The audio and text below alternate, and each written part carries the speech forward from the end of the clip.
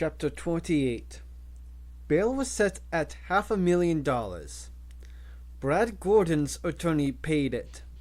Brad knew it was his uncle's money, but at least he was free to go. As he was leaving the courtroom, the funny-looking kid in the Dodgers jacket sidled up to him and said, "We need to talk." "About what?" "You were set up. I know exactly what happened." "Oh, yeah?" "Yeah, we need to talk." The kid had booked an interview room in another part of the courthouse. It was just Brad and him. The kid shut the door, flipped open his laptop, and waved Brad into a chair. He turned the laptop so Brad could see it. "Someone accessed your phone records." "How do you know?" "We have contacts with the carrier, and they accessed your cell phone records when you were off work." "Why?" "As you probably know, your phone contains GPS technology. That means your location is recorded whenever you make a call." He tapped a key. "Graphing your locations over a 30-day period. We find this. The map showed red dots all over town, but a cluster of dots in one part of Restview." The kid zoomed in. "That's the soccer field." "You mean they knew I went there?" "Yeah. Tuesday and Thursdays. Somebody knew that 2 weeks ago." "So this was a setup," Brad said. "That's what I have been telling you, yes." "What about the girl?" "We are working on her. She's no ordinary teenager. We think she's a Philippine national.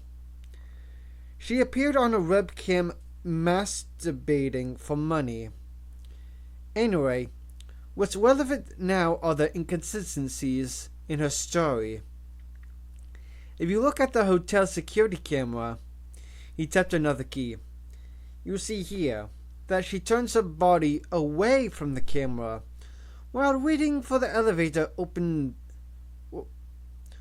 her purse and touches her face. We think she is putting drops or some irritant in her eyes. When she gets in the elevator, a moment later she is visibly crying.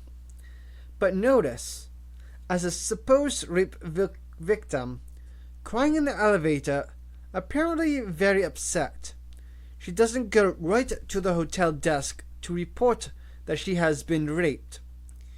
You have to wonder, why not?" "Uh-huh," Brad said, eyes narrowing. "Instead, she goes straight through the lobby to her car.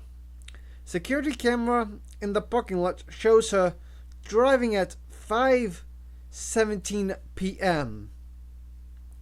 Depending on traffic, the drive from the hotel to the hospital is between 11 and 17 minutes.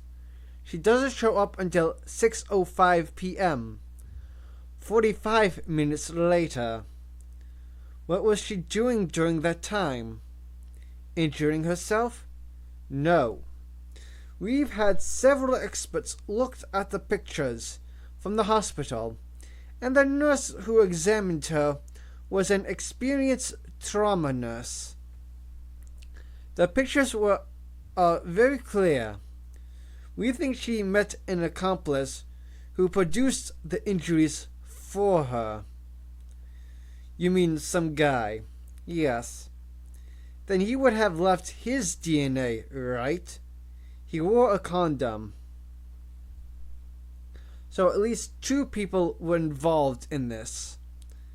"Actually, we think a whole team was involved," the kid said.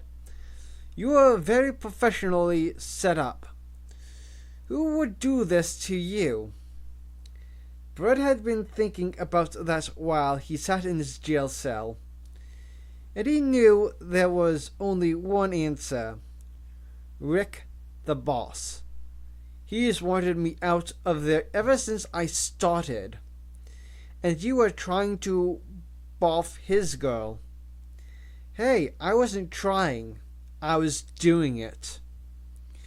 And now you've suspended from your job. You've got 9 months minimum before you go to trial. And you're looking at 10 to 20 if you lose in court. Nice. The kid flipped his laptop shut and stood. So what happens now? We'll work on the girl. If we can get a prior history, maybe some video of her on the internet, we can press the DA to drop the charges. But if this thing goes to trial, it's not good. Fucking Rick. Yeah, you owe him, buddy. He headed for the door.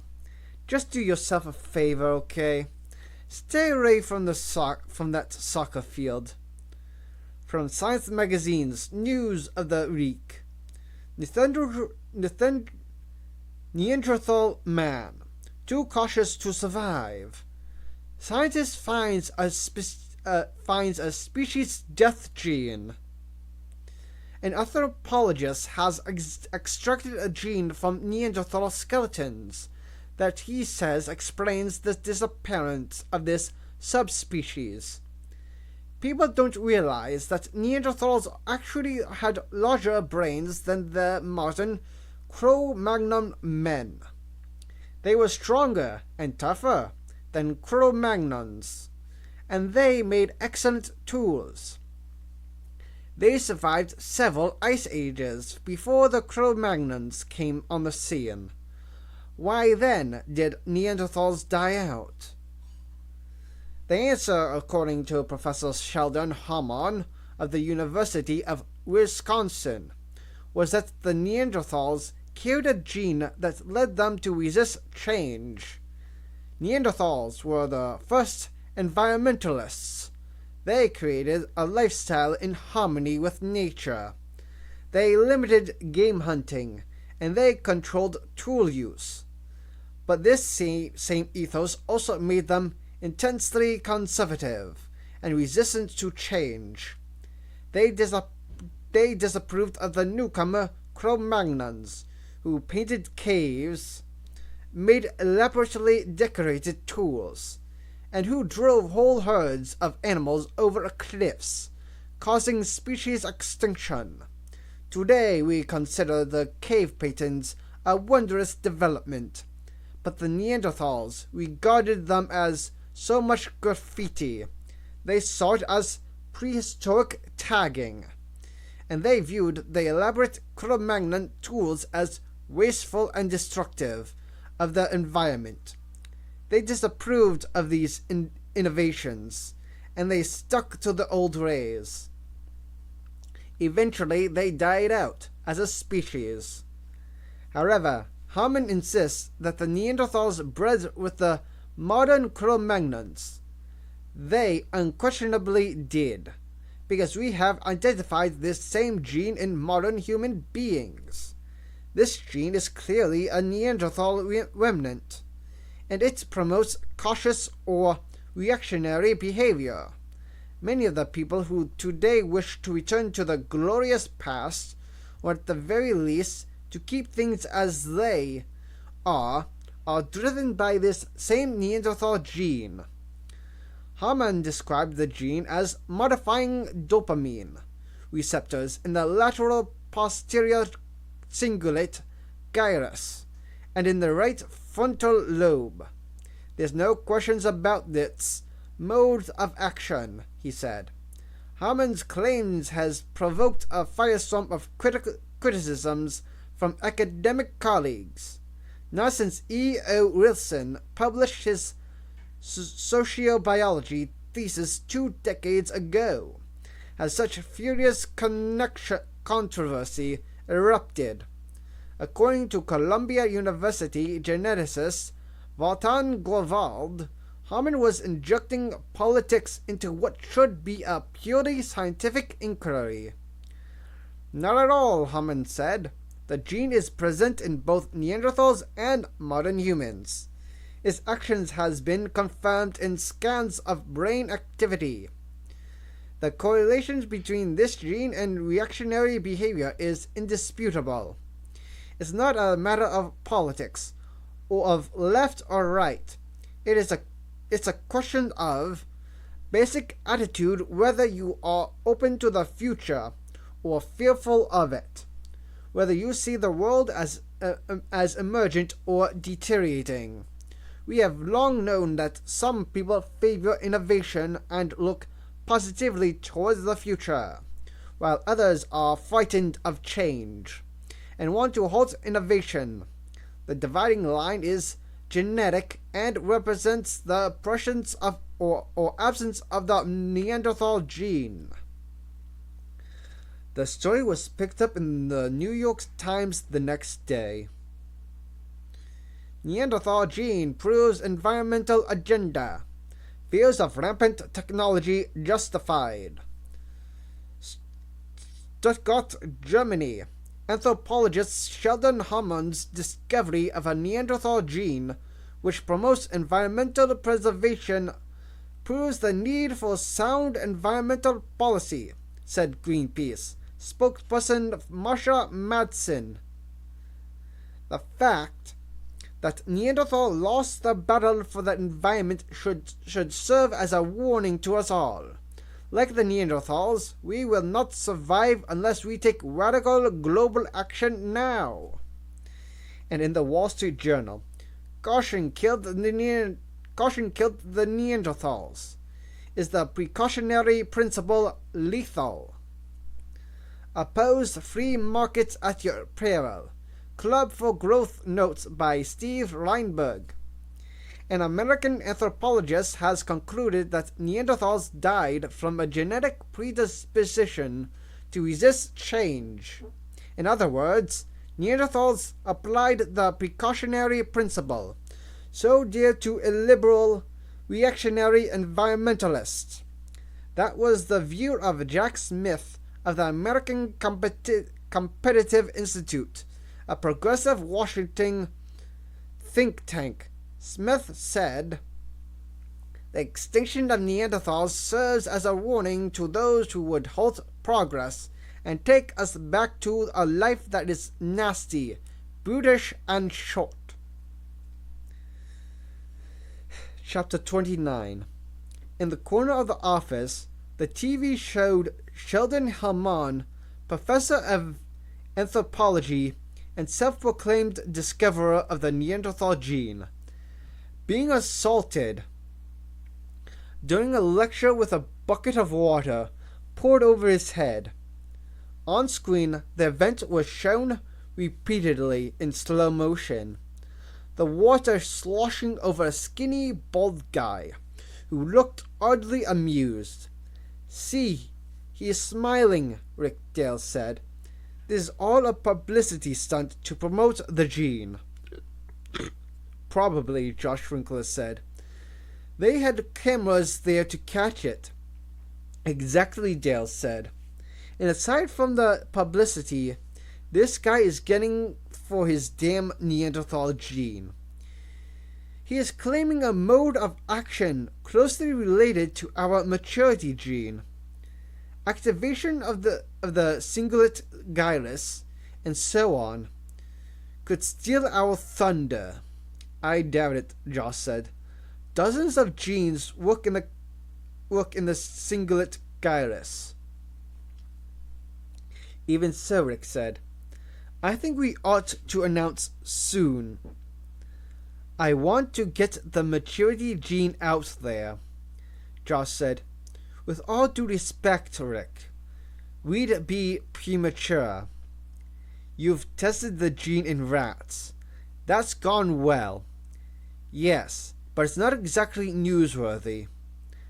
Showing baby rats pushing turds in a cage, that won't make the evening news." Dal nodded slowly. "Yeah, true.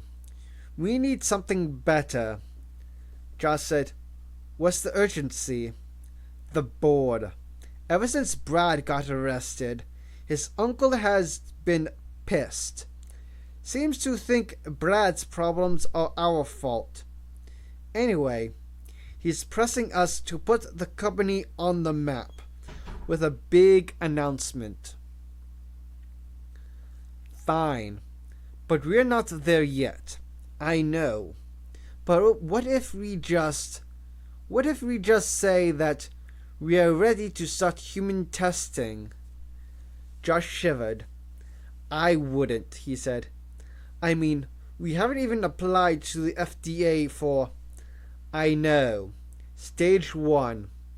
So let's make the application. Rick, you know what a stage 1 application requires? It's a stack of research data and forms 10 feet high.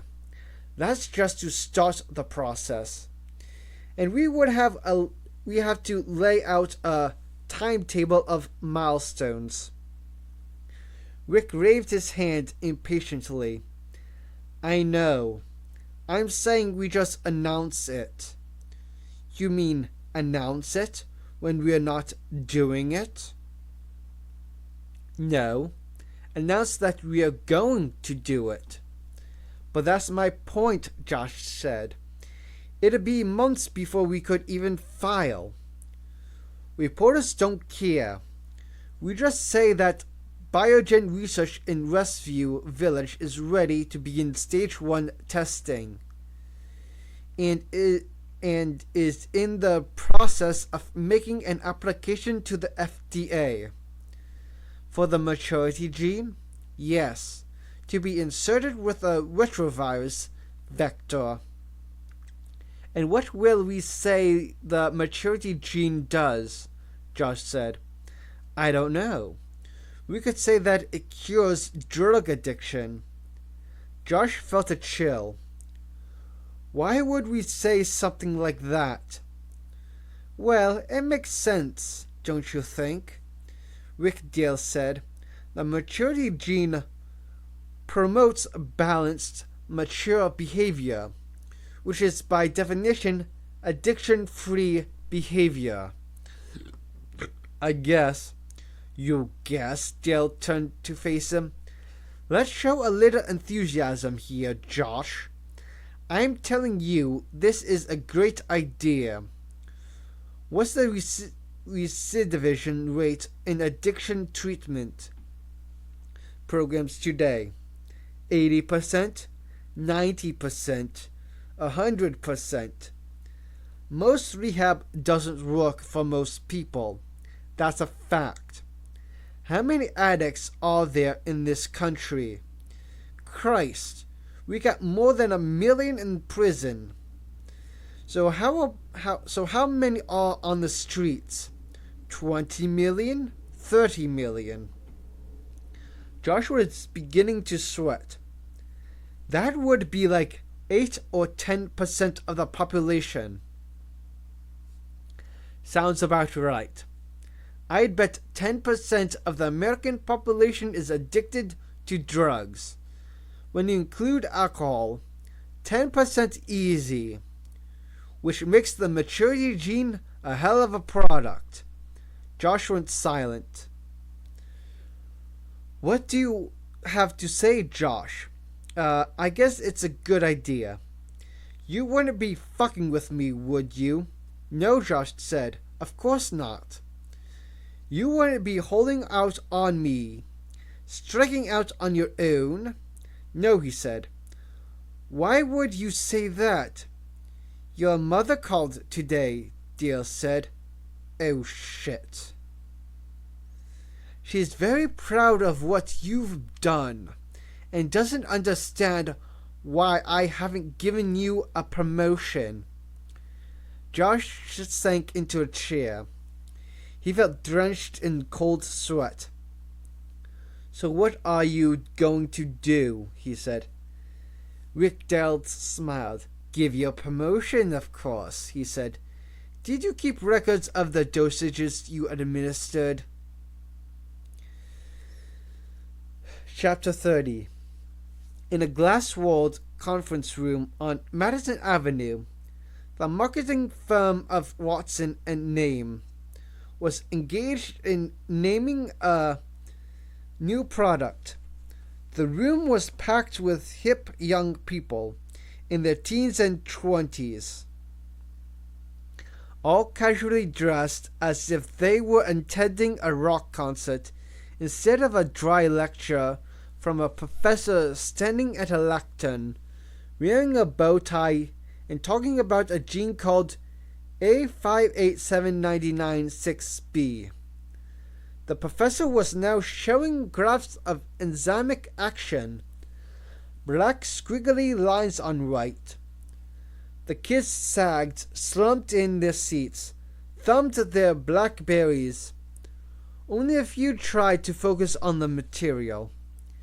Sitting in the back of the room, the team leader, a psychologist named Paul Goad, spun his finger in the air, signaling the professor to wind it up. Bowtie looked surprised, but he concluded smoothly. In summary, the professor said, "Our team at Columbia University has isolated a gene that promotes social harmony and group cohesion. It does this by activating the prefrontal cortex of the brain, an area known to be important in determining belief and credence. We have demonstrated this gene action by exposing experimental subjects to both conventional and controversial ideas. Controversial ideas produce a distinctive prefrontal signature, whereas conventional ideas create a diffused activation, what you may call a warm glow. Thus, subjects with the gene show a marked preference for conventional thinking and familiar ideas. They also show a preference for group thinking of all kinds. They like television. They like Wikipedia. They like cocktail parties. They like small talk. They like to be in agreement with people around them. Our gene is an important force for social stability and civilization. Since it's the gene that promotes conventional wisdom, we call it the conventional gene." The audience sat silent, stunned. Finally, one of them said, "You call it what?" "The conventional gene." "Jesus, that's terrible." "Suicide. Forget it." "Or," the professor said quickly, "we call it the civilizing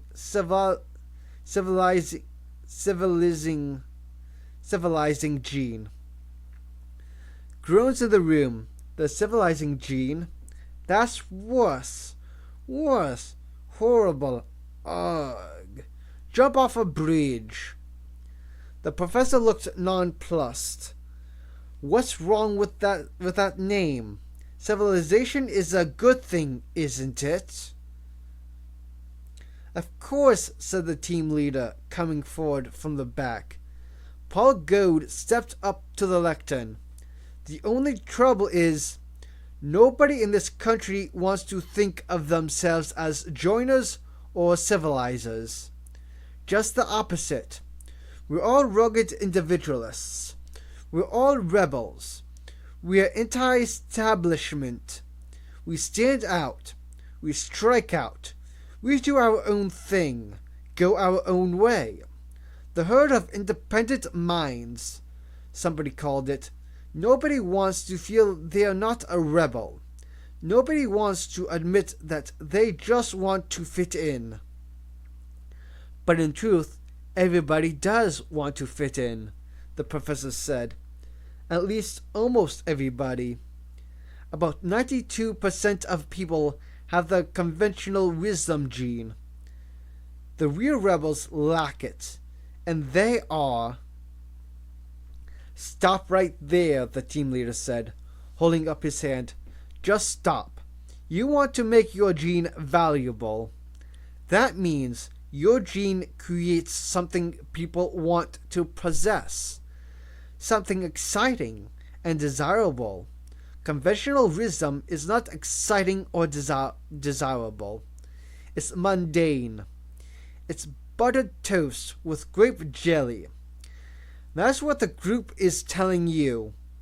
He gestured to a chair. You might want to take a seat, Professor. Go turned to the group, which now looked slightly more alert. All right, people. Blackberries away. Let's hear it. How about the smart gene? Someone said. Good, but inaccurate. Simplicity gene. Good direction. Social gene. Oversell. Socializing gene. Therapeutic. Wisdom gene. Wise gene. Wise gene. Good. Very good. Right thinking gene. Too Maoist or Buddhist. Come on, wake up here. Party gene. Fun gene. Stonewash genes. Hip hugger genes. Happy gene. Live it up gene. Goad was frowning and held up his hand again. Redirect, he said. Back up, rewind, rethink. What's our problem? This gene is really the gene for conventional wisdom. The conventional wisdom gene. But we don't want to say that. So what's good about conventional wisdom? What does embracing conventional wisdom do for a person? Quickly now. Makes you belong. You don't stand out. You think like everybody else. Reduces friction. You fit in. Means you read the Times. Nobody looks at you funny. Makes your life simpler. No arguments. Feel safe expressing an opinion. Everybody agrees with you. You're a good person. You feel good. Makes you comfortable. Ghost snapped his fingers and pointed. Good. Conventional thinking. Makes us comfortable. Yes. No surprises, no distress. In the world out there, everything is constantly changing. Every minute. It's not a comfortable place. And everybody wants to feel comfortable, right? Old pair of shoes. Comfortable sweats. Favorite chair. Comfortable gene. Comfy gene. Comfort gene. The comfort gene. Warm and fuzzy gene. Warm gene. Happy gene. Friendly gene. Easy gene. Something soothing gene. Smooth gene.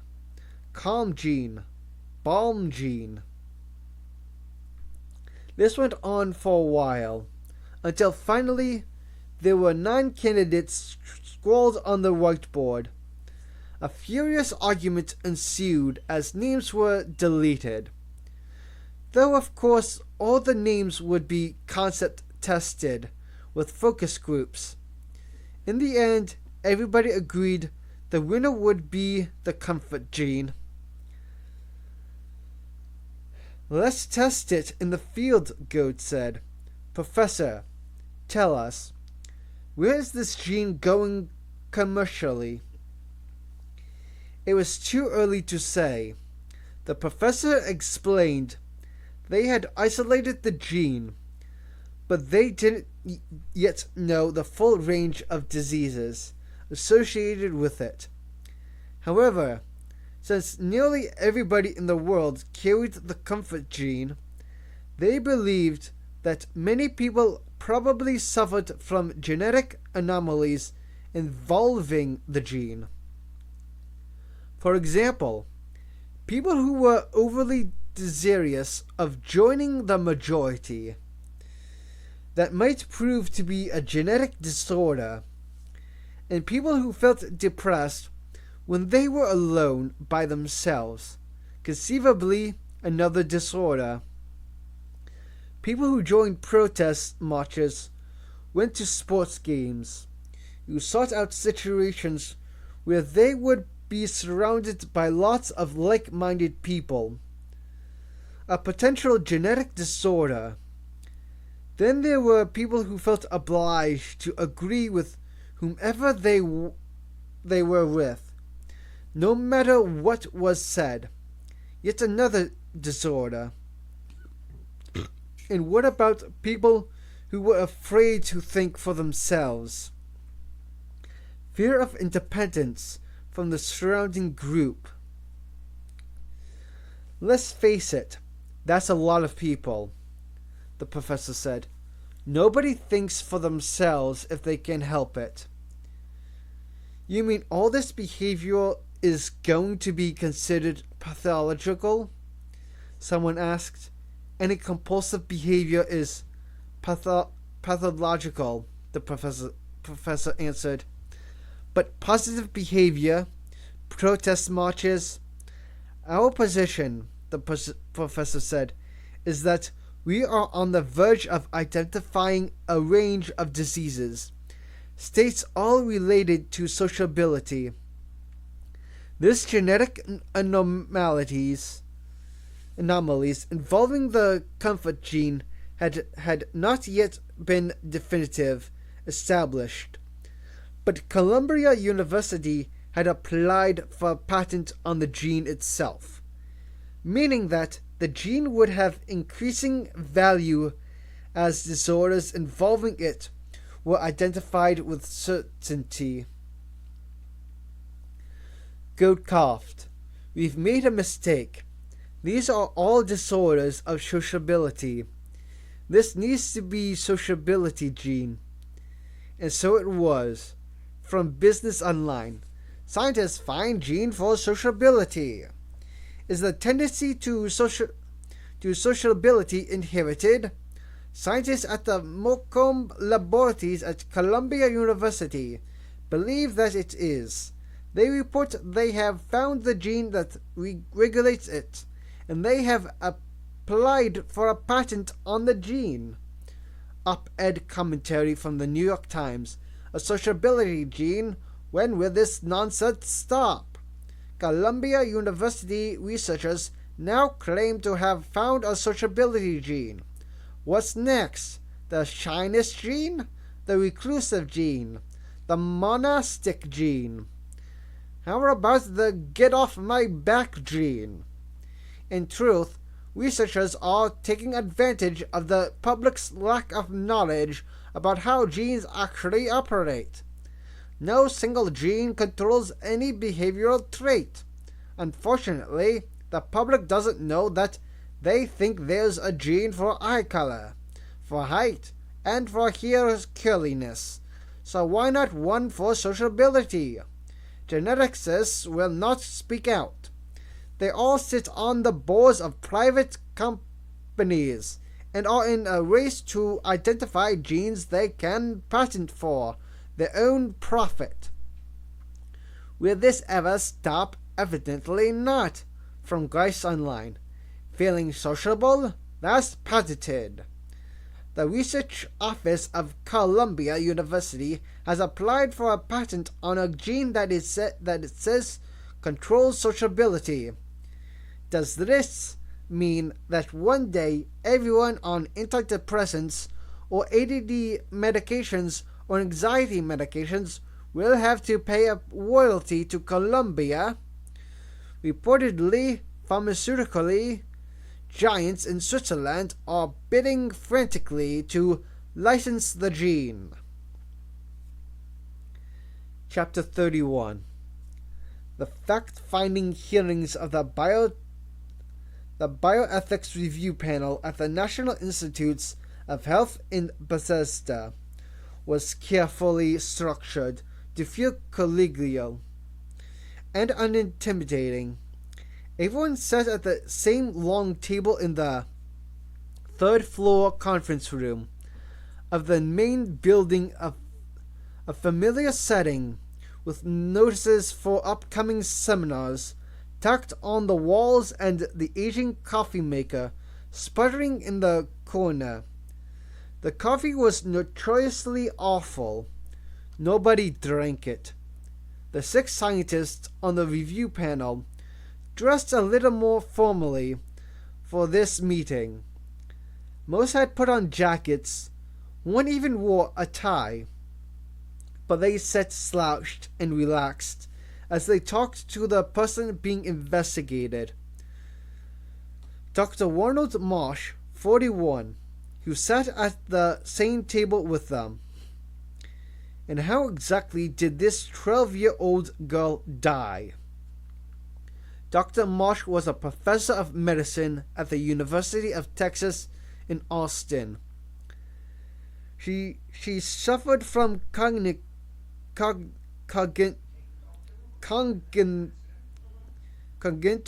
transport factor deficiency, CTFD, was a fatal genetic deficiency. This girl was treated with diet and renal dialysis from the age of 9 months. She showed some stunting of growth, but no mental retardation. She and her family both wanted this procedure in the hope that she could have a normal life, not be tied to a machine forever. As you know, it's not much of a life, especially for a young kid. Those around the table listened impassively. And looking to the future, Marsh continued, we all recognize that she could not be maintained through adolescence. Hormonal changes were already affecting her metabolism. She was certain to die in the next 3 to 4 years. It was on that basis that we undertook the procedure to insert the gene into her body. He paused. The risks were known. One of the scientists said, these risks were discussed with the family, of course, in detail. And with the patient? Yes, she was a great girl. She was the one who first proposed the procedure. She read about it on the internet. She understood that the risks were enormous. Did you give the family an estimate of those risks? We did. We told them the chances of success were on the order of 3%. And they went ahead anyway? Yes. The doctor pushed them. She felt that if she was going to die anyway, she might as well take the chance. She was a minor. Yes, Marsh said, but she was also the one with the disease. You got signed releases? Yes. We've read those releases. Some of us felt the releases struck an unrealistic positive tone, minimizing the risks. The releases were prepared by the hospital's legal department, Marsh said. And you will notice the family signed off on a statement that they had been fully informed of the risks. What they were told is also noted in the patient's charts. We would not have proceeded without fully informed consent. During that speech, the head of the panel, Dr. Robert Bellamino, slipped into the room and eased into a seat at the end of the table. So you did the procedure, Dr. Marsh was asked. We did. What vector was used? Modified adenovirus infusion. In combination with standard Barlow immunosuppression protocols. And the outcome? She spiked a fever almost at once. It ran to 107 degrees. She had signs of multiple organ system failure on the second day. Liver and kidney function did not recover. She died on the third day. There was a short silence. If I may make a personal comment, Marsh said, this has been a shattering experience for all of us at the hospital, and shattering for me personally. We had cared for this girl since infancy. She was beloved by everyone on the staff. She was a little ray of sunshine. Whenever she came into the clinic, we attempted this risky procedure because she wanted it. But at night, I asked myself, was it the right thing to do? And I always feel I had an obligation to take that risk with a patient. If that was what she wanted life. How could I deny her that chance? A cough. But, your team had no experience with gene transplantation. No. We considered sending her to another team. Why didn't you? No one else would do the procedure. What did they tell you? Marsh sighed. Have any of you seen a patient die of CTFD? Their kidneys necrose, their livers shut down, their bodies swell, turn a purple-gray color. They can't breathe. They're in agony. They take days to die. Should I have waited for that to happen to this lovely girl? I didn't think so. There was another moment of silence at the table. The mood was distinctly disapproving. Why is the family suing now? Marsh shook his head. I haven't been able to speak to them. They have stated in court documents that they weren't informed. They were, Marsh said. Look, we all hoped it would work. Everybody was optimistic, and parents can't really accept the truth that a 3% success rate means 97% of the patients die. 97%. It's almost certain death. They knew that, and when their hopes were dashed, they felt cheated. But we never misled them. After Dr. Marsh left the room, the panel met in closed session. Of the 7 members on the panel, 6 were outraged. They argued that Marsh was not telling the truth now, and had not told the truth before. They said he was reckless. They said that he gave genetics a bad name, which the field now had to overcome. They spoke to the wild rest of his going off half-cocked. They were clearly moving towards censure of Marsh, and recommending that he lose his license and his ability to apply for government grants. The head of the panel, Rob Bellamino, said nothing for a long time. Finally, he cleared his throat. I can't help but reflect, he said, that these arguments were exactly the same as those first voiced when Christian Barnard did the first heart transplant. But this isn't the first of anything. Going off half-cocked, not seeking proper authorization, liable to lawsuit. Let me remind you, Bellamino said, what Barnard's original statistics were. His first 17 patients died almost immediately. He was called a killer and a charlatan.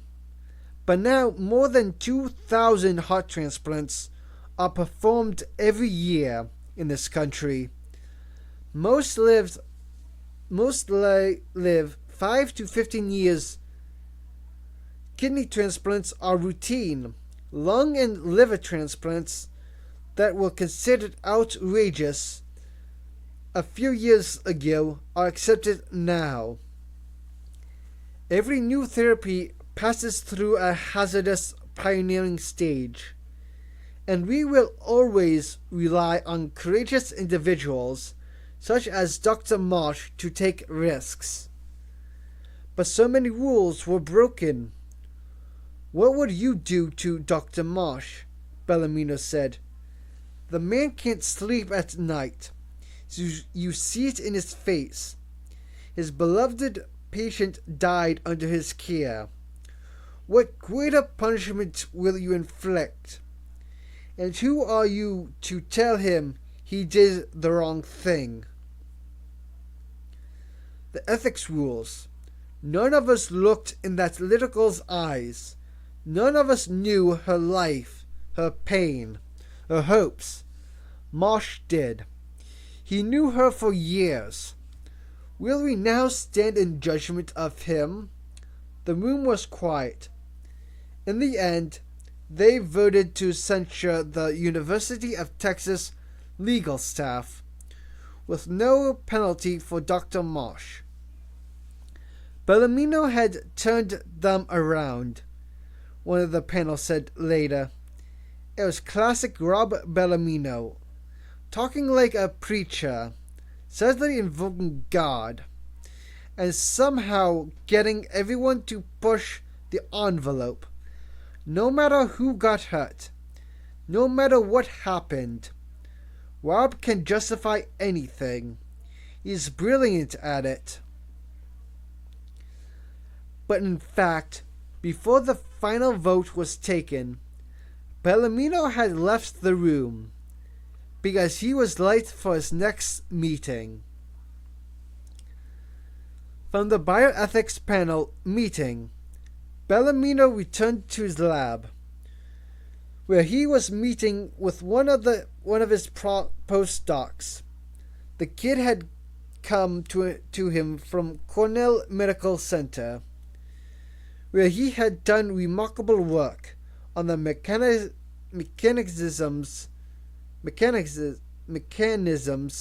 that controlled chromatin formation. Normally, the DNA of a cell was found inside the nucleus. Most people imagined DNA in the form of a double helix. The famous twisting staircase discovered by Watson and Crick. But that staircase was only one of 3 forms that DNA might take within the cell. DNA could also form a single strand or a more condensed structure called a centromere. The particular form was dependent on the proteins associated with the DNA. This was important because when DNA was compressed, its genes were unavailable to the cell. One way to control genes was to change the chromatin of various sections of DNA. So, for example, when genes were injected into new cells, steps also had to be taken to keep the chromatin in available form through the use of added chemicals. Bellamino's new postdoc had done breakthrough research on methylation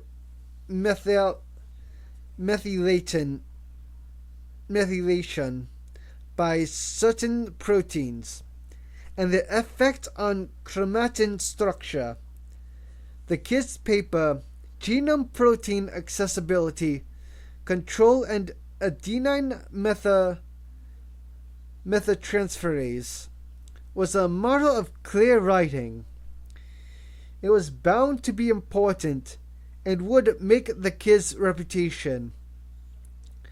Bellamino was sitting in his office with the kid, who was looking eager as Bellamino scanned the paper. Excellent, just excellent. He tapped the paper. I think this work does great credit to the lab, and of course to you. Thank you, Rob, the kid said. And you have the 7 co-authors in place.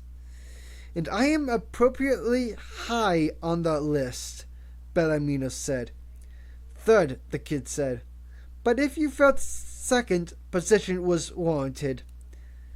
Actually, I am remembering a conversation we had a few months back in which we discussed possible methylation mechanisms, and I suggested to you, yes, I remember, the very mechanisms you elucidated here. I feel rather strongly that I should be the lead author. The kid blinked. He swallowed. That ensures the paper will be cited more often, Bellamino said, which is important for a contribution of this magnitude.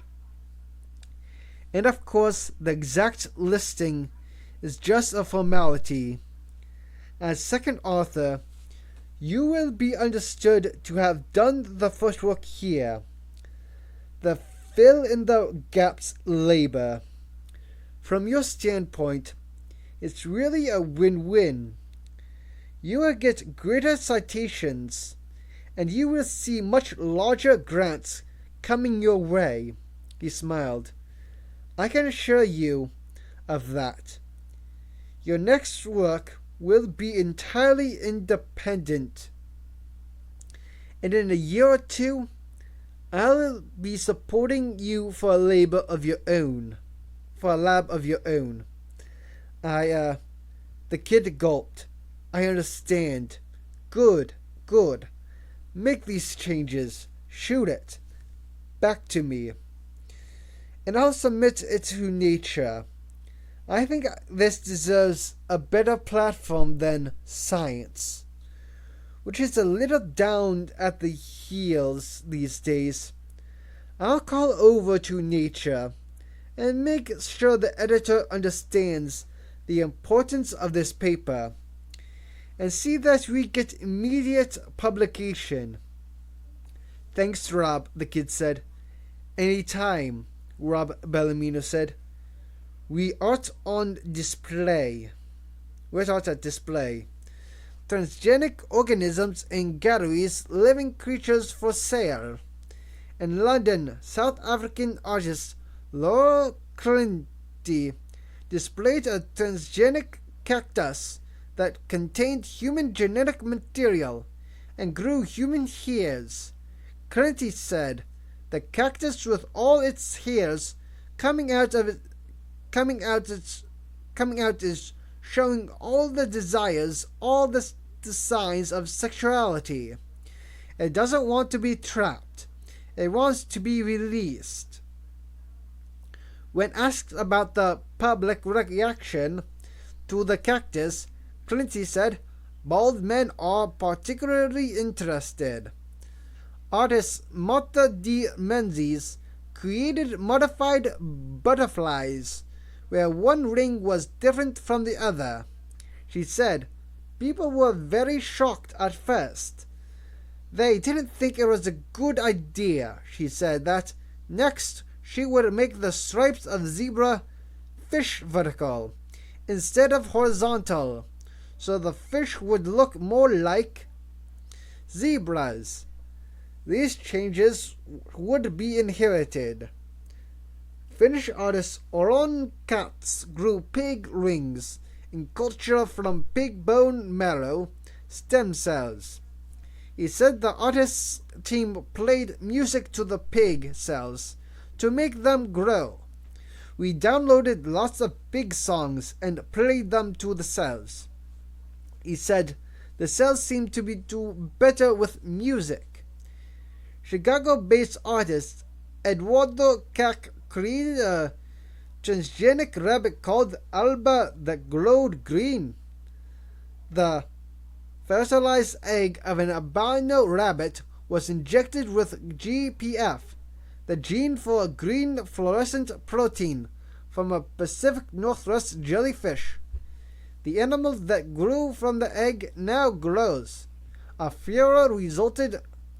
Keck observed that the rabbit does make some people uncomfortable, but noted that GPF is a common research tool and has been injected into yeast, molds, plants, fruit flies, mice, and cow embryos. Keck said he was looking forward to making a fluorescent dog. Alba died prematurely of unknown causes. So did the transgenic cactuses. In 2003, the first transgenic pet was offered for sale to the public, a red fluorescing zebrafish. It was created by Dr. Zayan Gong in Singapore and licensed to a company in Austin, Texas. It is marketed under the name Glowfish after 2 years of review by federal and state agencies, which concluded the fish was safe, so long as they were not eaten. Chapter 32. Madame Bon, the first grade teacher, said, "Your son is a delightful boy, but he is having trouble with his math. Addition comes slowly to him. Subtraction is even more difficult. However, his French is much improved." "I am glad to know that," Gail Bond said. "The move here from London was hard for him, but I must admit, I'm surprised about his difficulty with math." "Because you're a scientist, you mean?" "I suppose so, yes. I worked at the Institut National here in Paris," she said, "and Evan's father is an investment banker. He works all day with numbers." "Well," the teacher replied, "as you are a geneticist, I am sure you know everything is not in the genes. Sometimes the child of a great artist cannot draw. But I must tell you that it does your son no good if you do his homework for him." "Sorry," Gail Bond said. "Do his homework?" "Well, this must be the case," the teacher said. "You or someone else in the household. I don't understand. Evan's homework is always perfect, but when there is a quiz in class, he does poorly. Evidently, someone is doing his homework for him." Gail Bond shook her head. "But I don't know who it could be," she said. "My son comes home from school and only the housekeeper is there when he does his homework. She doesn't speak much French. I returned at 5, and by then his homework is finished, or so he tells me." "You do not review it?" "No, never. He says there is no need." "Well," the teacher said, "he is getting help from somewhere." She took out the homework sheets and spread them on the desk. "You see, every problem on every sheet perfect." "I see," Gail said, staring at the papers. "And these stains?" There were small green and white stains on the paper, droplets. "Often these marks are present, usually at the bottom of the sheet, as if something was spilled." "I think I know who is helping him," Gail Bond said. "Who?" "It's someone from the lab." She unlocked the door to the apartment and heard Gerard called, "Hello, sweetheart," exactly as her husband did. "Hi, Gerard," she said.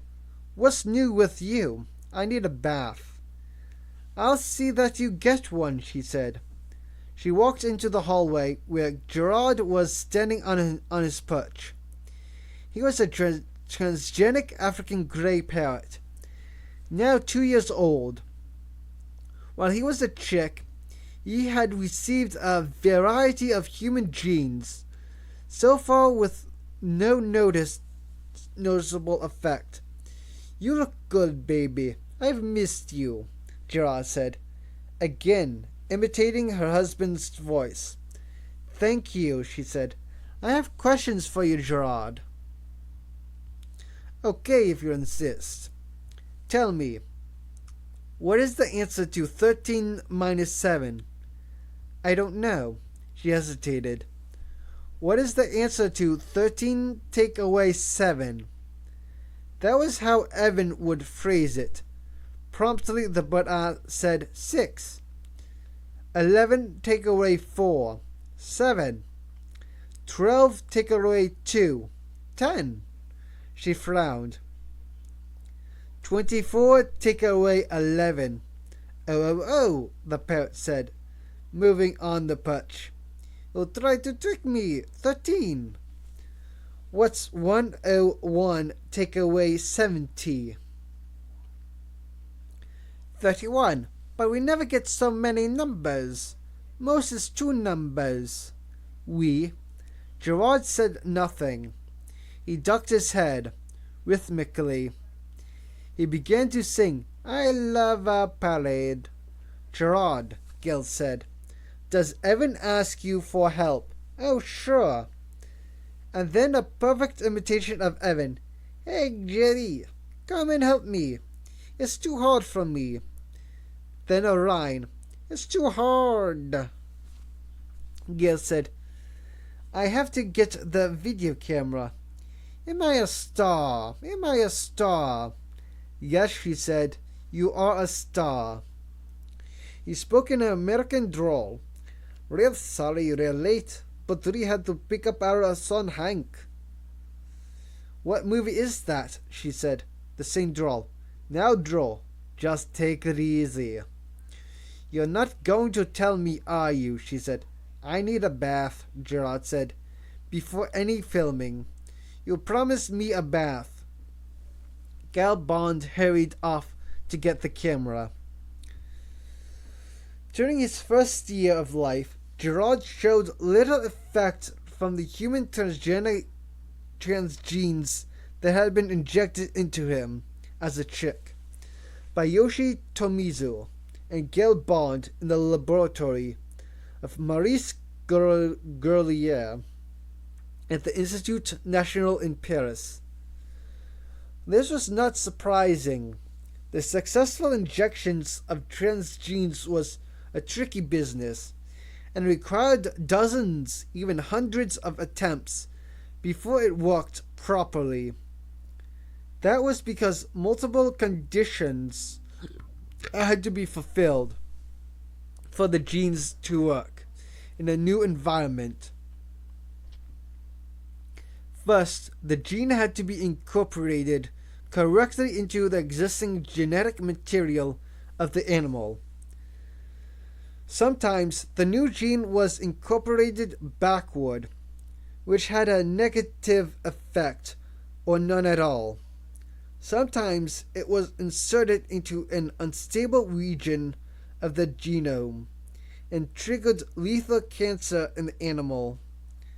That was rather common.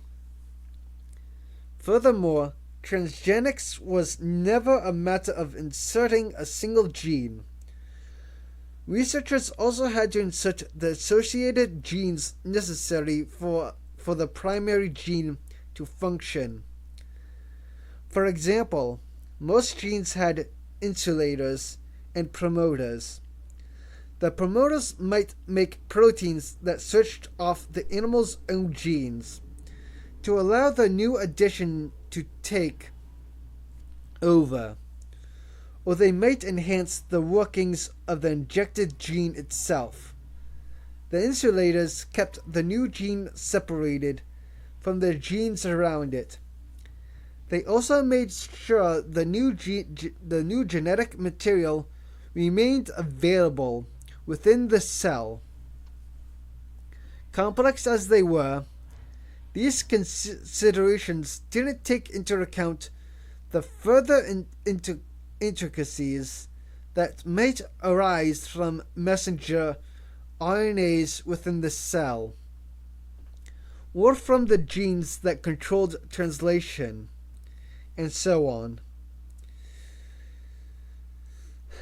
In reality, the task of injecting a gene into an animal and making it work more closely resembled debugging a computer program than it did any biological process. You had to keep fixing the errors, making adjustments, eliminating unwanted effects, until you got the thing working. And then you had to wait for downstream effects to show up, sometimes years later. That was why the lab felt that Gail Bond should take Gerard home and keep him as a pet for a while, to see if any positive or untoward effects showed up. Home rearing was especially important because African greys were highly intelligent, generally considered as intelligent as chimpanzees, and with a far greater capacity for language. Using sign language or computer keyboards, a few non-human primates had mastered about 150 words, but that was merely average for a gray parrot. Some gray parrots had as many as 1,000 words, so they needed the kind of interaction and stimulations found in a human environment. They couldn't be left in an animal holding facility. Around mice and hamsters, or they would go mad from lack of stimulation. Indeed, animal activists believed that many gray parrot pets were mentally disturbed as a result of insufficient interaction. It was as if they had been held in solitary confinement, year after year. A gray parrot required at least as much interaction as a human being. More, some scientists argued Gerard was finger trained as a chick and began talking early. He already had quite a vocabulary when Gail, who was 31 and married to an investment banker, brought him home to her apartment. As Gerard came into the living room, he said, "Hey, nice place, Gail. Way to go." He had unfortunately picked up bits of American slang from watching television at the lab. "I'm glad you like it, Gerard," she said. "I was just saying that," the parrot said. "You mean you don't like it?" "I mean I was just saying that." "Okay, just an observation. Right, fine." She immediately made notations in a logbook. Gerard's speech might prove highly significant. One of the goals of the transgenic experiment was to see to what extent scientists could modify the intelligence behavior of non-human animals. Primates were off limits. Too many rules and regulations. But people weren't so sensitive about parrots.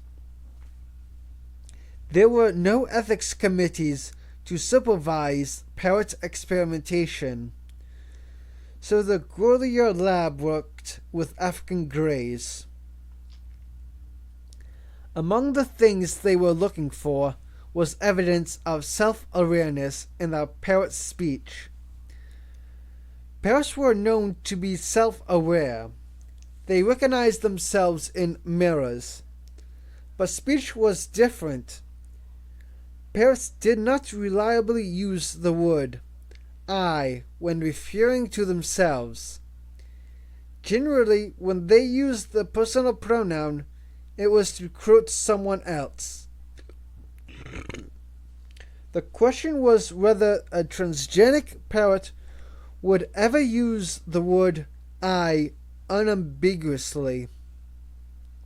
And it seemed to Gail Bond that Gerard had just done exactly that. It was a good start. Her husband Richard showed little interest in the new arrival.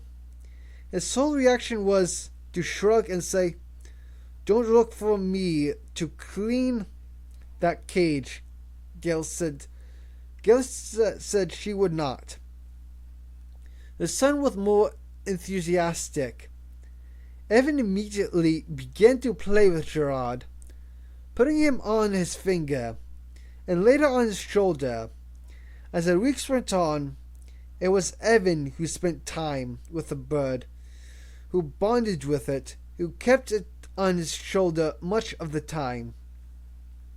And it seemed who got help from the bird. Gail set up the video camera on a tripod, adjusted the frame, and turned the camera on. Some gray parrots were able to count, and there were claims that some had a rudimental understanding of the concept of zero, but none was able to do arithmetic, except Gerard.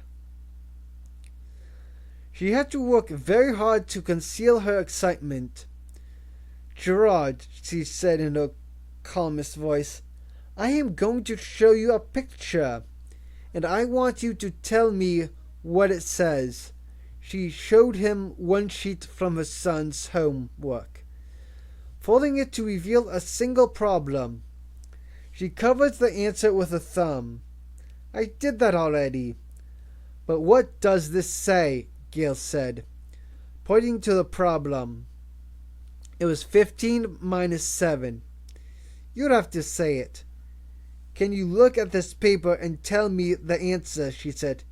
"You'd have to say it," Gerard repeated. He was hopping from one leg to the other on his perch, getting irritable. He kept glancing at the camera. Gerard didn't like to be embarrassed.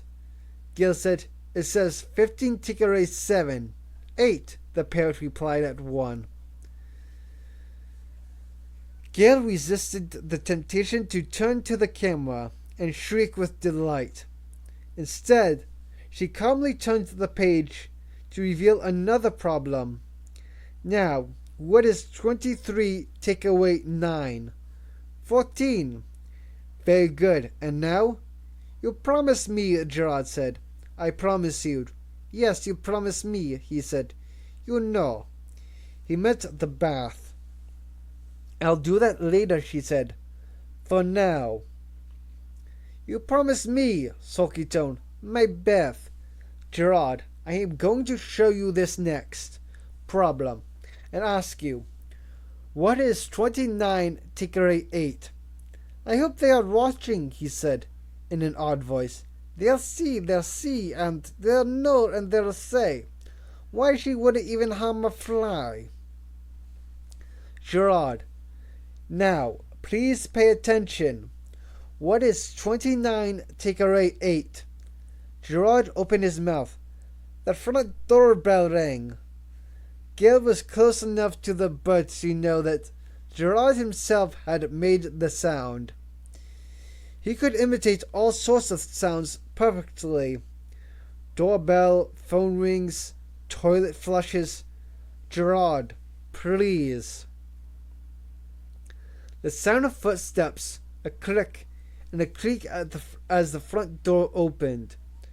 "You look old, baby. I've missed you," Gerard said, imitating her husband's voice.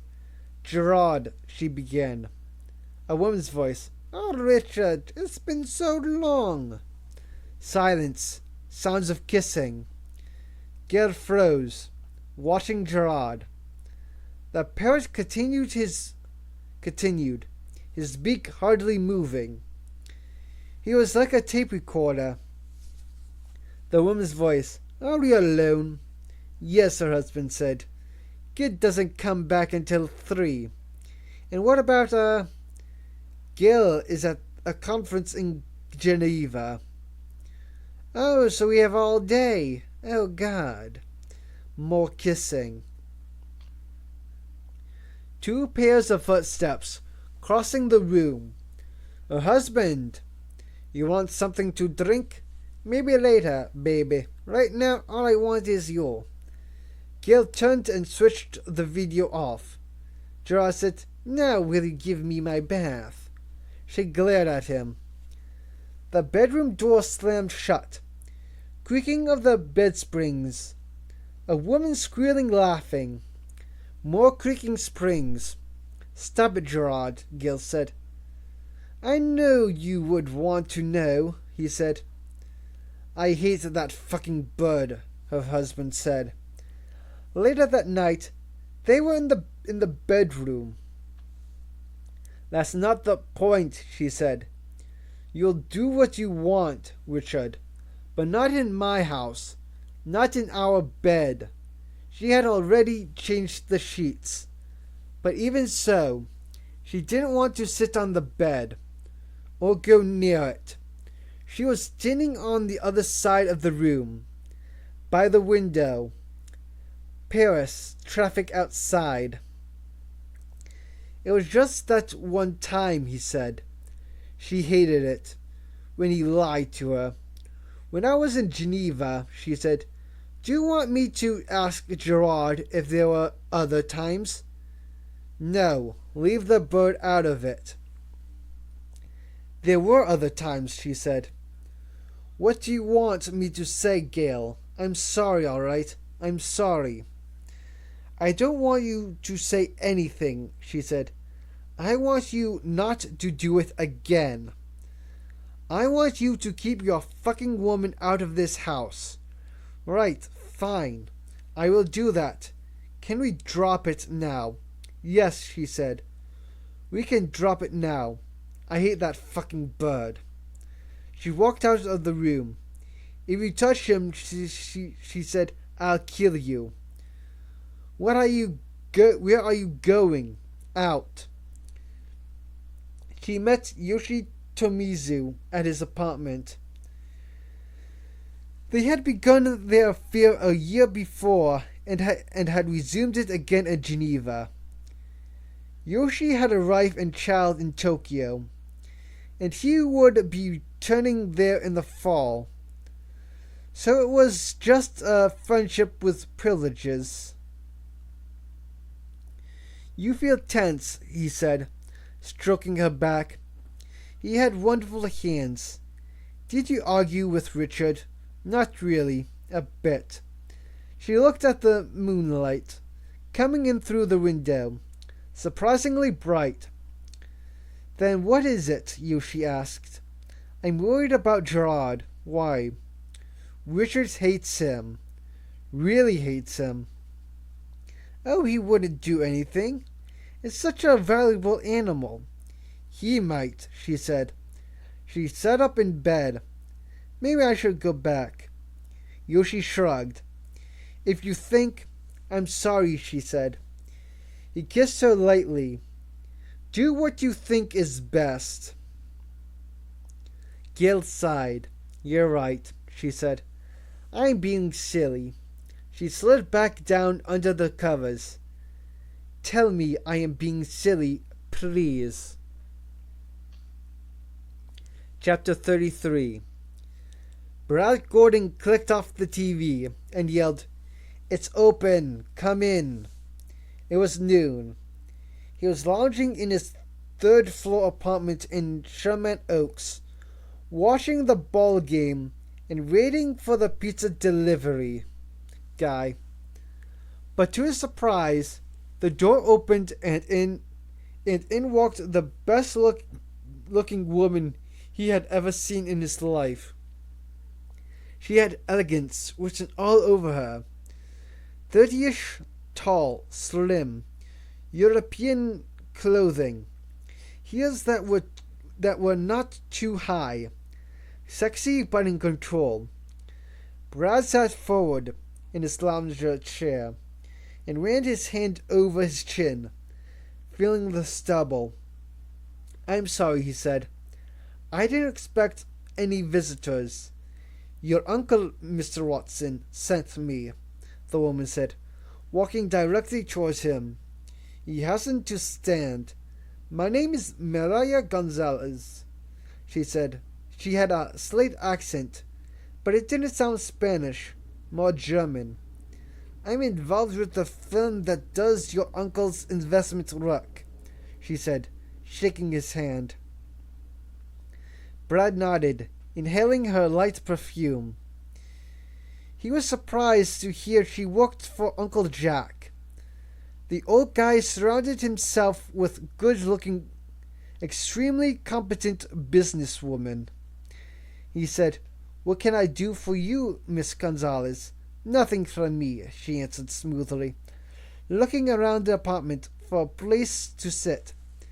She decided to remain standing. "But you can do something for your uncle." "Well, sure, anything. I don't need to remind you that your uncle has paid your bail, and will be assuming the cost of your legal defense. Since the charge involves sex with a minor, the defense will be difficult, but I was set up." She raised her hand. "It's none of my affair. The point is this. Your uncle has helped you many times over the years. Now he needs your help, confidentially, in return." "Uncle Jack needs my help?" "He does." "Okay, sure." "In strict confidence." "Right, yes." "You will discuss this with no one, ever." "Right, understood." "Word of this must never get out. If it did, you would lose your legal defense funding. You'll spend 20 years in prison as a child molester." "You know what that means." "Yes." He wiped his hands on his trousers. "I understand. No screw-ups this time, Brad." Okay. Just tell me what you want me to do." "Your favorite company, Biogen, is about to announce an important new discovery. A gene that cures drug addiction. It's the first step toward a huge commercial product, and it will attract a lot of financing. Your uncle currently holds a large position in the company, and he does not want his positions diluted by additional investors. He wants them scared off, yes, by some bad news coming out of Biogen." "What kind of bad news?" "At the moment," Maria Gonzalez said, "Biogen's most important commercial product consists of a cell line, the Burnett line, which the company bought from UCLA. The cell line produces cytokines, important in cancer treatment." "Yeah? Contamination of those cell lines would be disastrous."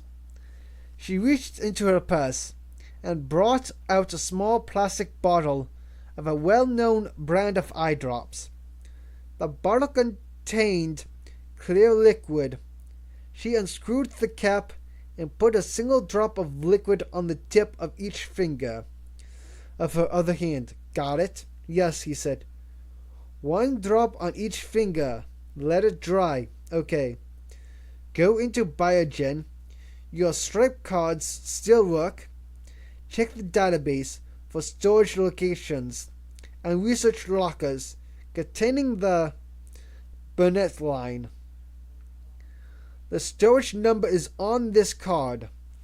She handed him a small card with the number BGOX 617899OQD. "There are frozen samples and there are live in vitro incubators. You go to each one and just touch them." "Just touch them?" Brad looked at the bottle. "What is that stuff?" "Nothing that will hurt you, but the cells won't like it. The security cameras will record me. Card swipes are recorded. They'll know who did it. Not if you go in between 1 and 2 a.m. The systems are down for backup. No, they're not. Yes, they are. This week only. Brad took the plastic bottle from her and turned it over in his hand. You realize, he said, they have off-site storage for that saline too. Just do what your uncle asks, she said, and leave the rest to him. She closed her purse. And one final thing. Do not call or contact your uncle about this or any other matter. He wants no record of any contact with you. Claire. Claire. Good luck, and on behalf of your uncle, thank you. She shook his hand again and left. No blonde extinction after all. BBC reported false story. Absent fact-checked. No WHO study. No German study. A bad blonde joke for 150 years. The World Health Organization, WHO today denied it had ever conducted or published any study predicting the extinction of the blonde hair gene. According to the UN group spokesman, who has no knowledge of how these new reports originated, but would like to stress that we have no opinions on the future existence of blondes. According to the Washington Post, the BBC story stemmed from a German wire service account. That story in turn was based on an article published 2 years before in the German women's magazine, Allegra, which cited a Q anthropologist as its source, but no record of the anthropologist exists. The story would never have run, said Georgetown media professor Len Euler, if even minimal fact-checking had been done by BBC editors. Some media observers noted that news organizations no longer check anything. We just publish the press release and move on. One reporter observed. Another reporter, speaking on conditions of anonymity, said, let's face it, it's a good story. Accuracy would kill it. Further inquiry by the urban legend site Snopes.com uncovered multiple versions of the extinct blonde story going back 150 years, to the time of Abraham Lincoln. In every instance, scientific validity was claimed to bolster the story's credibility. A typical example dates from 1906. Blondes doomed to vanish from Earth. Major Woodruff's sounds their death knell. It's science. The girl with the golden tresses is doomed, and within 600 years, blondes will be extinct. The fate of the blonde was foretold today by Major C.E. Woodruff in a lecture at the Association for the Advancement of Science at Columbia University. Clearly, blondes will not become extinct, but neither will the news stories that predict their demise, since the stories have been repeated for a century and a half with no basis whatsoever, said Professor Euler. Chapter 34. Henry Kendall's wife, Lynn, designed websites for a living, so she was usually at home during the day. Around 3 in the afternoon, she got an odd call. This is Dr. Marty Roberts at Long Beach Memorial, a voice said. Is Henry there? He's at a soccer game, she said. Can I take a message? I called his office, and I called his cell, but there was no answer. Dr. Roberts' tone made it sound urgent. I'll see Henry in an hour, Lynn said. Is he all right, Dr. Roberts? Oh, sure, he's fine. He's perfectly fine. Just ask him to call me, would you? Lynn said she would. Later, when Henry came home, she went into the kitchen, where he was getting cookies and milk for their 8-year-old son, Jamie. Lynn said, "Do you know somebody at Long Beach Memorial Hospital?" Henry blinked. "Did he call?" "This afternoon." "Who is he?" "He's a friend of mine from school, a pathologist." "What did he say?" "Nothing. He wanted you to call him back." She somehow managed not to ask her husband what it was all about. "Okay," he said. "Thanks." She saw Henry glance at the phone in the kitchen, then turned on his heel and walked into the little study that they both shared. He closed the door. She heard him speaking softly on the phone. She couldn't make out the words. Jamie was eating his snack. Tracy, their 13-year-old, was playing her music very loud upstairs. Lynn yelled up the stairwell, "A little less noise, please." Tracy didn't hear her. There was nothing to do but go upstairs and tell her. When she came back down, Henry was in the living room, pacing. "I have to take a trip," he said. "Okay, where?" "I have to go to Bethesda."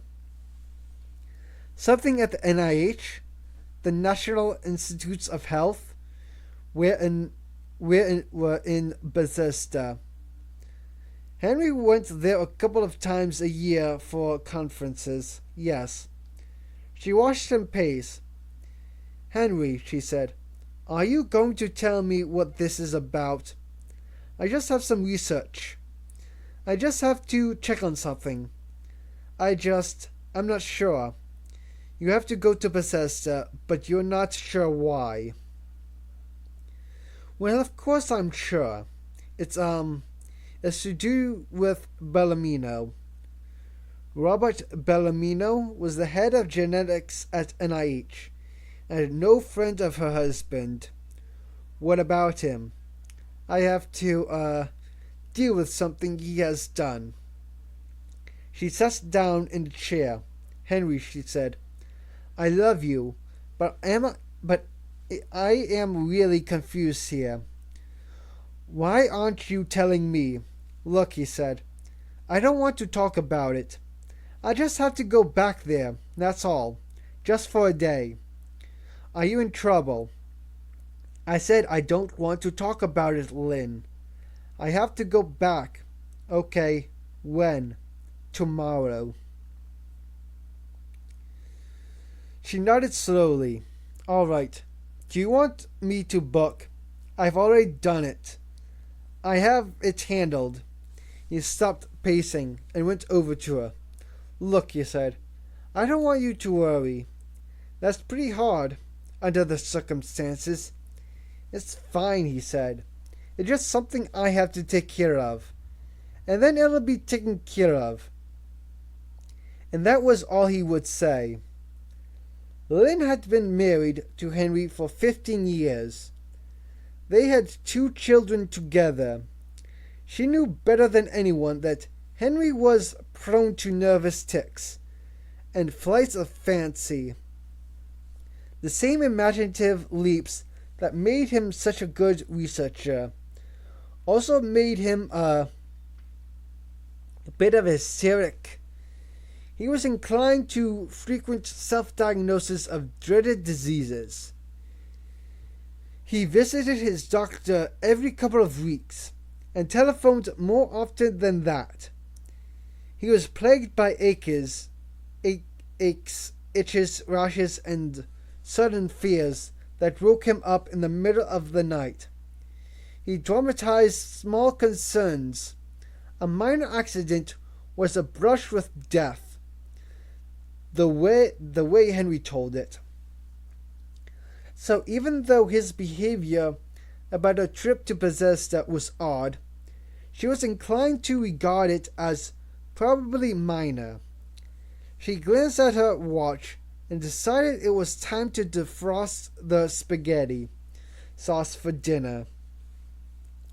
She didn't want Jamie eating too many cookies, or it would spoil his appetite. Tracy had turned her music up louder again. In short, daily events took over and pushed Henry and his art trip from her mind. She had other things to do, and she did them. Chapter 35. Henry Kendall left Dulles Airport and drove north on 267, heading toward the Primate facility in Lambertville. It was almost an hour before he saw the chain-link fence and the guardhouse behind the double gates. Beyond the gates, he saw huge maple trees that obscured the complex of buildings farther back.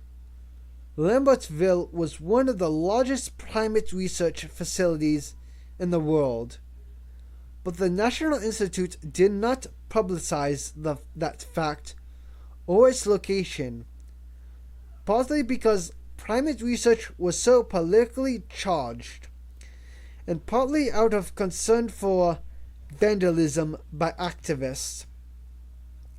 Henry pulled up at the outer gate, pushed the button and said, "Henry Kendall," and gave his code number. He hadn't been here for 4 years, but the code was still good. He leaned out of the car so the camera could see his face clearly. "Thank you, Dr. Kendall." The gate opened. He pulled through to the second gate. The first closed behind him. A guard came out and checked his ID. He vaguely remembered the guy. "Didn't expect you today, Dr. Kendall." He handed him a temporary swipe card. "They want me to clear out some things from my storage locker." "Yeah, I'll bet. Things are getting tighter around here, since you know." "Yeah, I know." He meant Bellamino. The inner gate opened, and Henry drove through. He passed the admin building and went straight to the holding facilities. The chimps were formerly in Building B. He assumed they still were.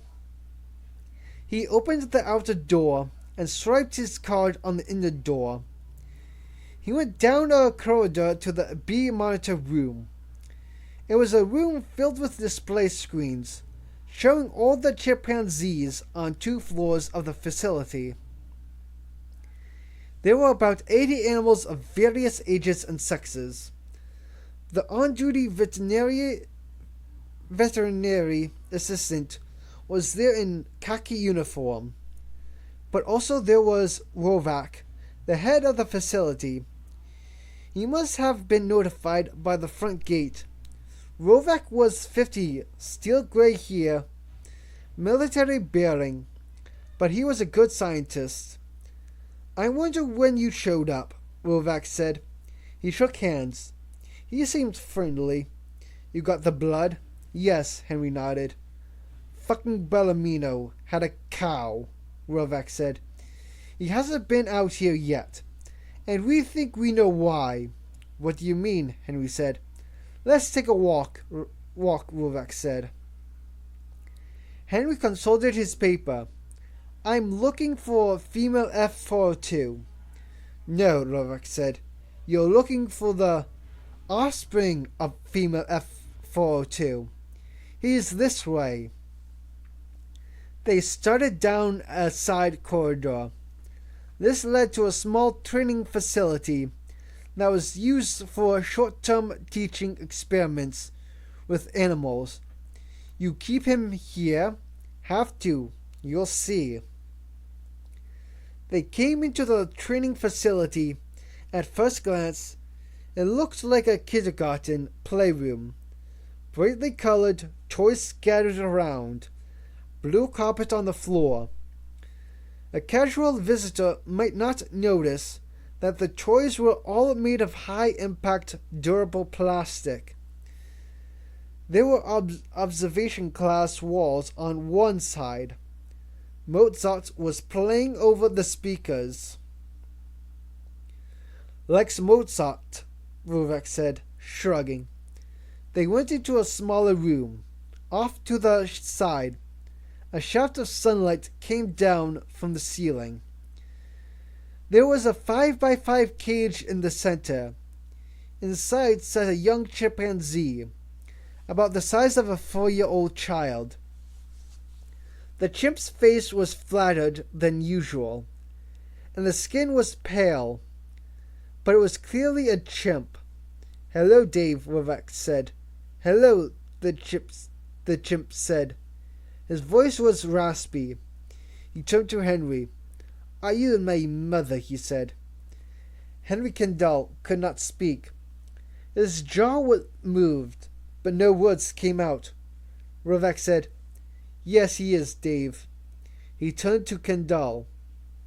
"His name is Dave."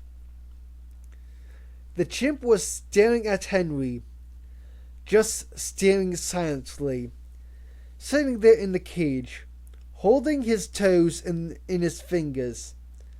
"I know it's a shock," Rovak said. "Think how people here felt when they found out. Vet almost passed out. Nobody had any idea he was different until out of the blue, he came up negative on a sialic acid test. They repeated it because they assumed it was an error. But it wasn't an error. And then he started talking about 3 months ago." Henry sighed. "He speaks well," Rovak said. "Has a little trouble with verb tenses, but nobody has been instructing him. In fact, he's been kept away from everybody around here. You want to let him out?" Kendall hesitated. "Is he, Chimps could be nasty and aggressive. Even small ones might be dangerous." "Oh, sure, he is very docile." "He's not a chimp, right?" He opened the cage. Come on out, Dave." Dave came out hesitantly, like a man released from jail. He seemed frightened to be outside the cage. He looked at Henry. "Am I going to live with you?" "I don't know," Henry said. "I don't like the cage." He reached out and took Henry's hand. "Can we go play?" They went into the playroom. Dave led Henry, said, "Is this his routine?" "Right. He gets about an hour a day, mostly with a vet, sometimes me." Dave went over to the toys and began to arrange them into shapes. A circle, then a square. "I'm glad you came to see him," Rovak said. "I think it's important." "What's going to happen to him?" "What do you think? This is illegal as shit, Henry. A transgenic higher primate. You know Hitler tried to cross a human and a chimp. And Stalin tried. You might say they defined the field. Let's see. Hitler, Stalin, and now an American researcher at the NIH. No way, my friend. So, what are you?" "This represents an unauthorized experiment. It has to be terminated." "Are you kidding?" "You're in Washington," Rovak said, "and you're looking at political dynamite. NIH funding is already flat from the current administration. It'd be cut to a tenth if word of this got out." "But this animal is extraordinary," Henry said. "But unauthorized. That's all anybody cares about." Rovak shook his head. Don't get sentimental. You you have a transgenic experiment that was never authorized, and the rules state explicitly that any experiment not approved by the boards will be terminated, and there will be no exemptions. What will you, morphine drip intravenously? Won't feel a thing, Rovak said. You don't need to worry. We'll take good care of him. And after incineration, there will be no evidence at all that it ever happened. He nodded to Dave. Why don't you go play with him for a while? He'd like the company. He's bored with all of us. They played a sort of impromptu game of checkers, using toy blocks, jumping over each other while they both sat on the floor. Henry noticed details. Dave's hands, which were the proportion of human hands, his feet, which were prehensile like a chimp's, his eyes, which had flecks of blue, and his smile, which was not quite human, not quite ape-like. This is fun, Dave said. That's because you are winning, Henry. Henry didn't really understand the rules, but he thought he should let Dave win. That's what he had done with his own kids. And then he thought, this is my own kid. He wasn't thinking clearly. He knew that. He was acting by instinct. He was aware of watching intently as Dave was returned to his cage, of the way he was locked in with a key press padlock, of the way. Let me shake his hands again, Henry said. Open it up again. Look, Rovak said. Don't do this to yourself or him. I just want to shake his hand. Rovak sighed, unlocked the lock.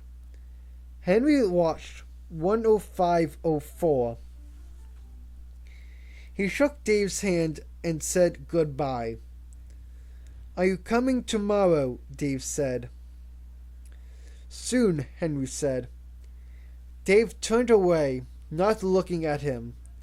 As Henry left the room and closed the door, Listen, Rovak said. You ought to be grateful you're not being prosecuted and thrown in jail. Now, don't be foolish about this. We'll handle it. You go on about your business. Okay, Henry said. Thank you. He asked to stay at the facility until it was time for his plane home. They put him in the room with a terminal for researchers. He spent the afternoon reading about Dave and all the annotations in his file. He printed the entire file out. He walked around the facility, went to the bathroom several times, so that the guards would be accustomed to seeing him on the monitors. Rovak went home at 4, stopping in to say goodbye. On his way out, the vets and guards changed shifts at 6. At 5:30 p.m., Henry went back into the training facility and headed straight for Dave's room. He unlocked the cage. Hello, Mother, Dave said. Hi, Dave. Would you like to take a trip? Yes, Dave said. Okay, do exactly what I say. Researchers frequently walked with the tamer chimps, sometimes holding their hands. Henry walked with Dave down the training corridor, moving at a casual pace, ignoring the cameras. They turned left into the main corridor and headed for the exterior door. He swiped the inner door, led Dave through and opened the outer door. As he expected, there were no alarms. The Lambertville facility had been designed to keep intruders out and to keep animals from escaping, but not to prevent researchers from removing animals. Indeed, for a variety of reasons, researchers sometimes needed to remove animals without going through extensive red tape. And so it was that Henry put Dave on the floor of the back seat of his car and drove to the exit gate. It was now shift change, with a lot of cars coming and going. Henry turned in his swipe card and his badge. The guard on duty said, "Thanks, Dr. Kendall," and Henry drove out into the rolling green hills of western Maryland. "You're driving back?" Lynn said. "Why?" "It's a long story." "Why, Henry?" "I have no choice. I have to drive." "Henry," she said, "you're behaving very strangely. You know that?" "It was a moral issue." "What moral issue?" "I have a responsibility." "What responsibility? God damn it, Henry." "Honey," he said, "it's a long story. You said that." "Believe me, I want to tell you everything," he said. "I really do. But it'll have to wait until I get home." Dave said, "Is that your mother?" Lynn said, "Who's in the car with you?" "Nobody." "Who was talking? That raspy voice?" "I really can't explain it," he said. "You'll just have to wait until I get home. And then you'll understand. Henry, gotta go, Lynn. Love to the kids." He hung up. Dave was watching him with patient eyes. "Was that your mother?" "No, somebody else." "Is she angry?" No. "Are you hungry, Dave?" "Soon." "Okay, we'll find a drive-in. But meantime, you have to wear your seatbelt." Dave looked puzzled. Henry pulled over and clipped the seatbelt around him. It didn't really fit. He was only slightly larger than a child. "I don't like it." He started to tug at the harness. "You have to wear it." "No." "Sorry. I want to go back." "Can't go back, Dave." Dave stopped struggling. He stared out the window. It's dark. Henry ran his hand over the animal's head, feeling the short fur. He could feel Dave relax when he did it. "It's okay, Dave. Everything is going to be fine now." Henry pulled back onto the road and headed west.